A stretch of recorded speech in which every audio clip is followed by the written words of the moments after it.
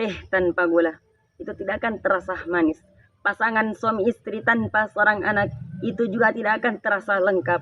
Maka begitu pula dengan salamku yang manis ini, tidak akan terasa lengkap jika alasannya para sahabat dai milenial yang insya Allah dimuliakan oleh Allah Subhanahu wa Ta'ala tidak menjawab pula dengan salam yang manis. Assalamualaikum warahmatullahi wabarakatuh. Alhamdulillah. Alhamdulillahilladzi arsala rasulahu bil huda wa dinil haqq liyudhhirahu 'ala ad-dini kullihi wa kafa billahi syahida. Wassalatu wassalamu ala Rasulillah, amma ba'd.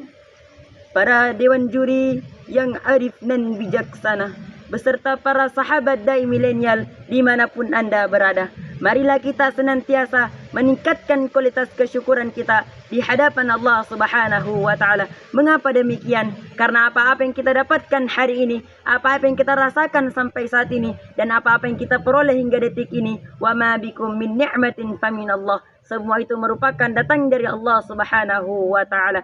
Termasuk diantaranya yang diberikan kesempatan oleh Allah Subhanahu wa Ta'ala untuk menonton konten-konten dakwah, termasuk video ini.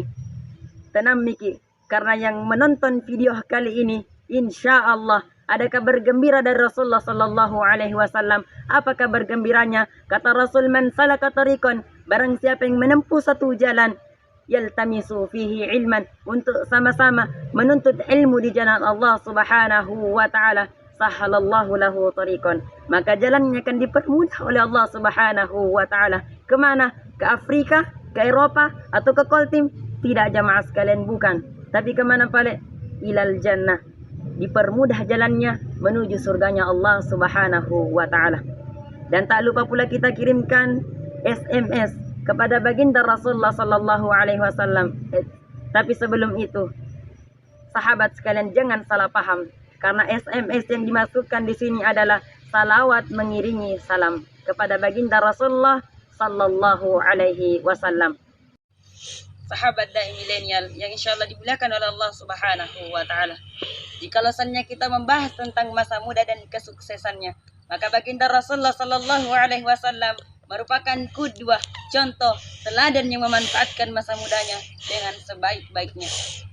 Memiliki etos kerja yang tinggi, mengabdi kepada masyarakat, sehingga tercatat manusia yang sukses dalam sejarah manusia. Dan Imam Syafi'i rahimahullah di usia yang ke-9 tahunnya telah mengkhatamkan Al-Quran.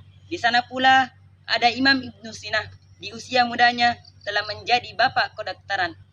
Maka dari itu baginda Rasulullah Sallallahu Alaihi Wasallam berpesan kepada kita, khususnya para pemuda Islam.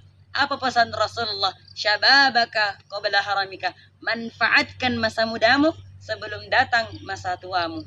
Lantas gimana cara kita untuk memanfaatkan masa muda tersebut dengan sebaik-baiknya? Maka yang pertama adalah menjaga keimanan.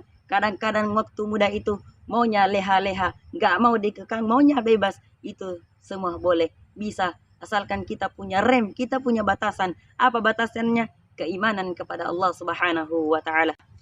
Di dalam Quran surah Al-Kahfi di ayat yang ke-13, Allah Subhanahu wa Ta'ala berfirman, A'udzu billahi minasyaitonir rajim, Bismillahirrahmanirrahim.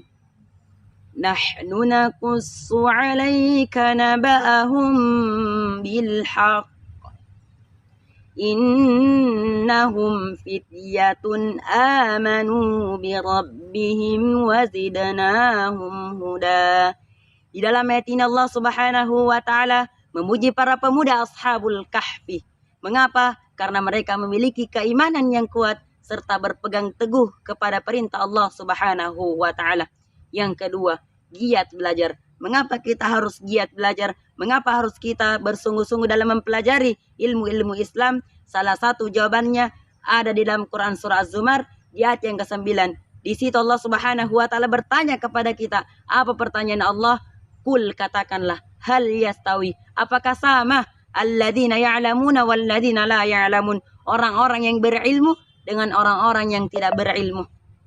Mengapa Allah Subhanahu wa Ta'ala bertanya yang demikian? Padahal kalau anak SD ditanya, nah tak tahu jawabannya, itulah bentuk penegasan dari Allah Subhanahu wa Ta'ala bahwasannya memang betul-betul jauh perbedaan antara orang-orang yang berilmu dengan orang-orang yang tidak berilmu. Maka dari itu, mumpung kita masih muda, manfaatkan masa muda kita dengan sebaik-baiknya. Apatah lagi dalam tafsir Al-Baydawi, dalam Quran surah Al-Mujadilah menjelaskan bahwasannya Allah Subhanahu wa taala akan meninggikan derajat orang-orang yang beriman dan beberapa derajat bagi orang-orang yang berilmu. Yang ketiga, manfaatkan waktu dengan sebaik-baiknya. Ada dua kenikmatan yang kata Rasulullah sallallahu alaihi wasallam banyak dilalaikan oleh manusia, terkhusus anak-anak muda. Yang pertama as-sihah, itu adalah kesehatan, dan yang kedua adalah al-farad, nikmat kesempatan. Nah, mumpung kita memiliki waktu luang, memiliki kesempatan, manfaatkan dengan sebaik-baiknya. Dengan cara apa? Investasi kesehatan. Investasi nggak cuma soal harta, namun juga kesehatan. Makan yang sehat, istirahat yang cukup, serta olahraga yang teratur. Setelah itu, tentukan prioritas dalam hidup. Kita ingin jadi santri teladan, mahasiswa yang berprestasi, maupun pendakwah yang sukses.